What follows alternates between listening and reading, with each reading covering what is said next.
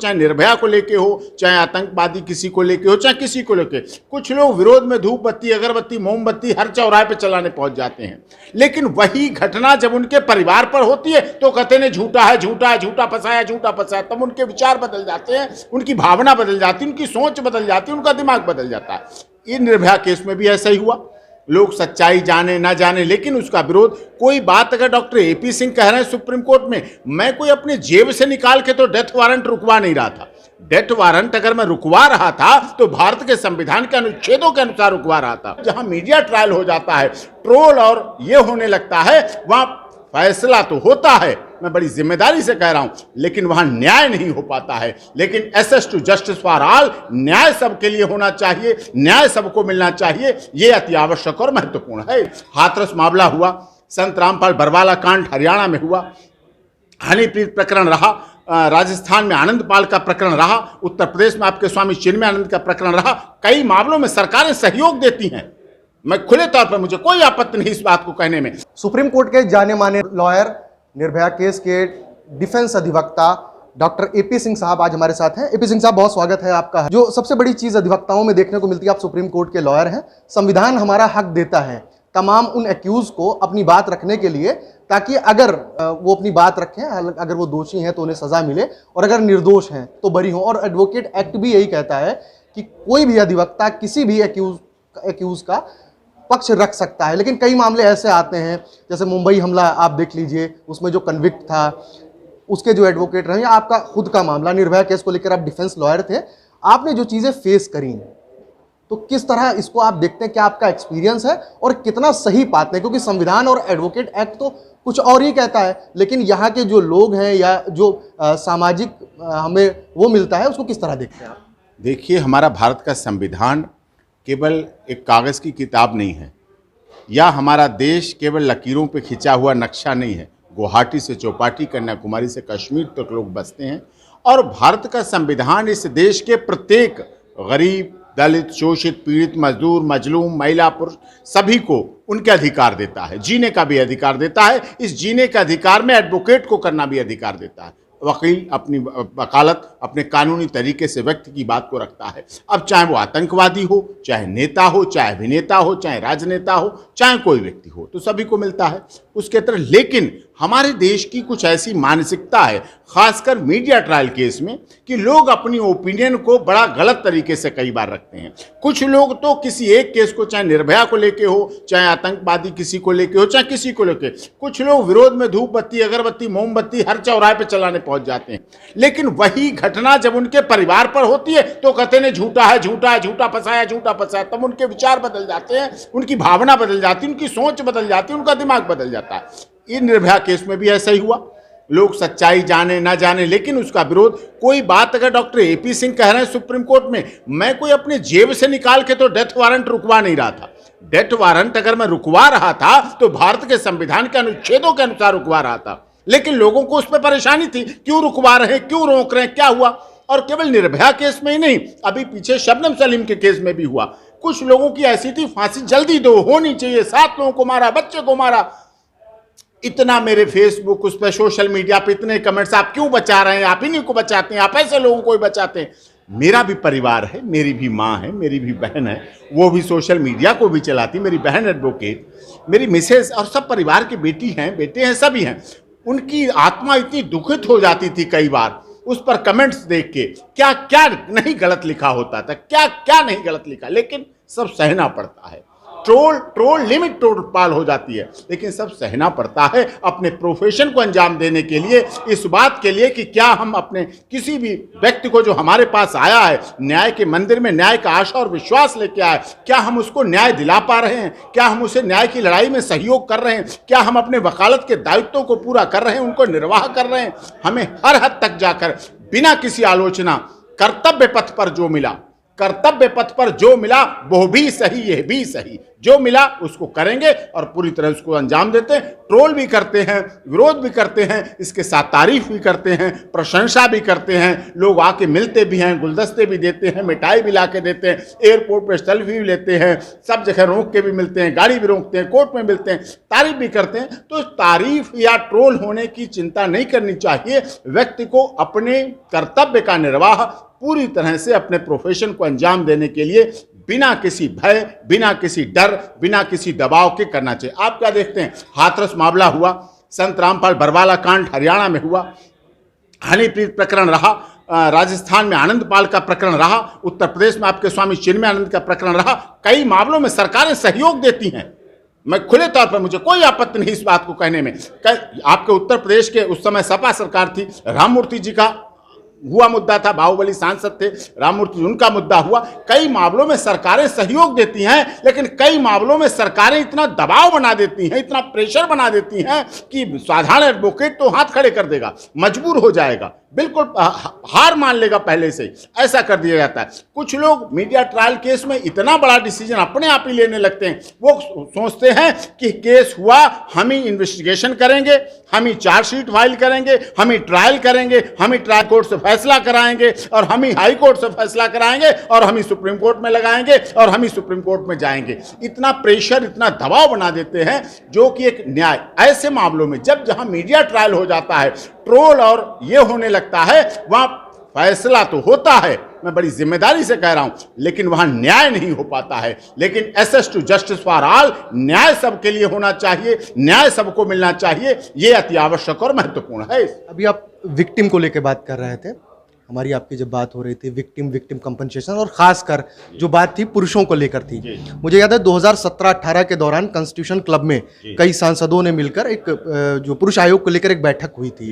हालांकि 1-2 बैठकें उसकी हुई, लेकिन वो बेनतीजा रही, कोई नतीजा नहीं निकला। तो क्या ये माना जाए डॉक्टर AP सिंह पुरुष आयोग के गठन को लेकर उनका समर्थन करते हैं, या कुछ इसको लेकर आगे कुछ मुहिम छेड़ेंगे? बहुत बड़ा समर्थन करता हूं, और समर्थन करने का कारण मेरा संवैधानिक है। मैं भारत के संविधान से बंधा हुआ हूं। भारत के संविधान कहता है जाति, रंग, क्षेत्र, भाषा, लिंग, संप्रदाय के आधार पर कोई भेद नहीं होगा। लेकिन इस देश में महिला मंत्रालय है, महिला आयोग है, महिला हेल्पलाइन है, महिला हेल्प डेस्क है, महिला थाना है, महिला कोर्ट है, सब महिलाओं के लिए है। पुरुष जाए तो जाए कहां? कहां है पुरुष आयोग? कहां है पुरुष मंत्रालय? कहां है पुरुष हेल्पलाइन? कहां है पुरुष हेल्प डेस्क? कहां है पुरुष थाना? कहां है पुरुष के लिए कोर्ट? सब जगह सब समानता का अधिकार दे रहे हैं, आप सैलरी बराबर दे रहे हैं, तो पुरुष जाए तो जाए कहां? ये पुरुष आयोग ना होना, पुरुष मंत्रालय के ना होने के कारण इस देश में 150 से 250 पुरुष, लड़के, युवा झूठे केसों की वजह से आत्महत्या करते हैं। उस माँ बाप से पूछना, उस बहन से पूछना, उस भाई से पूछना जो अपने भाई और पुत्र, पिता को अपने खो देता है इन झूठे केसों की वजह से। जो डेड बॉडी उतारता है पंखे से लटकते हुए, जो डेड बॉडी उठा के लाता है रेलवे लाइन से कटी हुई पकड़ के, जो रोड पे पड़े हुए अपने भाई पिता को उठा के लाता है और रोता है, कह नहीं पाता है, वो बोल नहीं पाता है कि पीड़ित पुरुष था, या अपनी पत्नी से पीड़ित था, अपनी गर्लफ्रेंड से पीड़ित था, अपने उससे पीड़ित था, लेकिन वो चुप होके आंसुओं को अंदर पी के अंतिम संस्कार तो कर देता है। लेकिन इस देश में कोरोना के आंकड़े हैं, सीमा पर जो हमले होते हैं उनके आंकड़े हैं, राजनीतिक द्वैषता से जो मर्डर होते हैं उनका, लेकिन पीड़ित पुरुषों के लिए कोई आंकड़े नहीं, कोई रिकॉर्ड। लेकिन सर मैं रोकना चाहूंगा, माफी चाहूंगा, लेकिन जो महिला आयोग बना या महिलाओं के लिए जो कानून बने, वो तो इसलिए बने ना कि पहले सती प्रथा थी, या महिलाओं के साथ तमाम अत्याचार हुए, पुरुषों पर उनको दबाने का, घर में छुपा कर रखने का, इस तरह के तमाम एलिगेशन लगे थे। इसके बाद ही ये इस तरह के आयोग या इस तरह के जो कानून लाए गए थे।